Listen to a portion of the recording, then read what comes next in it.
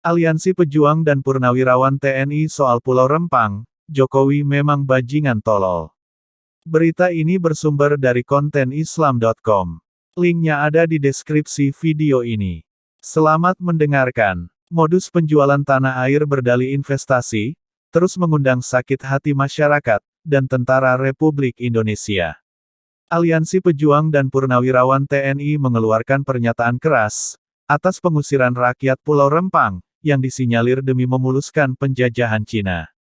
Kepada redaksi FNN Senin, tanggal 11 September tahun 2023, Aliansi Pejuang dan Purnawirawan TNI, mengeluarkan 7 pernyataan atas tragedi tersebut, antara lain. Bahwa, sangat pantas kiranya penyematan titel bajingan tolol bagi Presiden Jokowi, dengan pernyataan bahwa Pulau Rempang milik negara, dan menegaskan tidak akan ada ganti rugi kepada rakyat di Pulau Rempang. Pernyataan tersebut memperlihatkan taring macan, yang akan menerkam dan memakan mangsanya, nafsu kebinatangan tanpa ada rasa kemanusiaan, terhadap korban yang merupakan rakyatnya sendiri.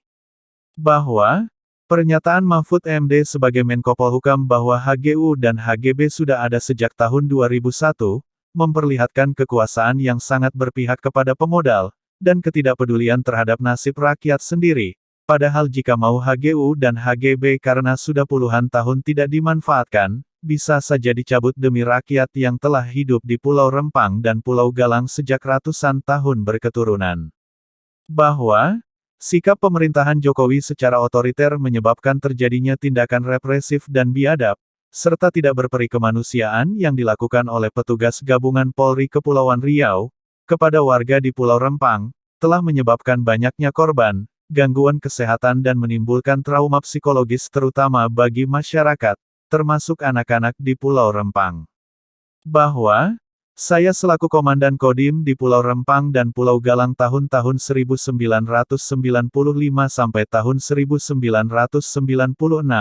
menyaksikan kedamaian kehidupan masyarakat di sana, baik sebagai nelayan maupun sebagai peladang yang berada di daratan, penuh kedamaian, terdiri dari masyarakat Melayu yang religius, mereka hidup sudah turun-temurun, mengolah dan berjuang hidup menjaga pulau.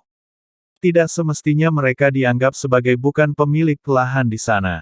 Bahwa, Jokowi selaku presiden sangat berpihak kepada pemodal atau investor Cina, dan tidak peduli serta mengabaikan hak huni bagi warga negara Indonesia, yakni penduduk asli Pulau Rempang, dengan mengorbankan serta menindas hak rakyat, melakukan pengusiran secara semena-mena. Demi mega proyek pembangunan kawasan Pulau Rempang yang merupakan proyek strategis nasional, Rempang Eco City, dari pemerintahan Jokowi. Bahwa, seharusnya Presiden Jokowi memberi perlindungan yang aman, bagi penduduk Pulau Rempang, serta melindungi kehidupan mereka yang sekarang berjumlah 17.000 jiwa, yang menempati 16 titik lokasi kampung-kampung tua di Pulau Rempang, Kecamatan Galang, Kota Batam, Provinsi Kepulauan Riau, adalah warga negara Indonesia asli yang jumlahnya tidak sedikit, memiliki hak konstitusi untuk dilindungi dan diberikan keadilan oleh negara. Bahwa, sesuai sumpah jabatan dan amanah yang diterimanya, pemerintahan Jokowi tidak patut mengusir dan melakukan kekerasan kepada rakyat di Pulau Rempang. Setelah mengamati dan mempelajari kasus pengusiran rakyat Indonesia di Pulau Rempang tersebut, maka kami yang tergabung dalam Aliansi Pejuang dan Purnawirawan TNI menyatakan sikap. Presiden Jokowi sudah tidak pantas dan sudah tidak bisa dipercaya, serta tidak mampu memberikan rasa keadilan dan keamanan bagi rakyatnya sendiri. Rakyat berhak melakukan perlawanan bagi rezim pemerintahan yang zalim. Sudah seharusnya Jokowi segera dimakzulkan dan mengundurkan diri. Bandung, tanggal 11 September tahun 2023. Aliansi Pejuang dan Purnawirawan TNI. Majen TNI Purnawirawan Dedi S. Budiman selaku Ketua Umum. Insinyur Syafril Sofyan, MM selaku Sekjen. Demikianlah pernyataan dari Aliansi Pejuang dan Purnawirawan TNI.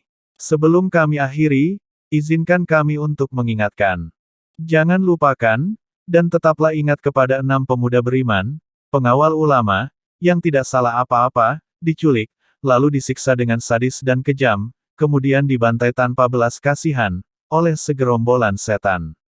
Setelah itu, difitnah habis-habisan, Kasus ini dikenal sebagai kasus KM50, yaitu tragedi kemanusiaan paling biadab yang pernah terjadi di Indonesia. Senin tanggal 7 Desember tahun 2020 yang lalu.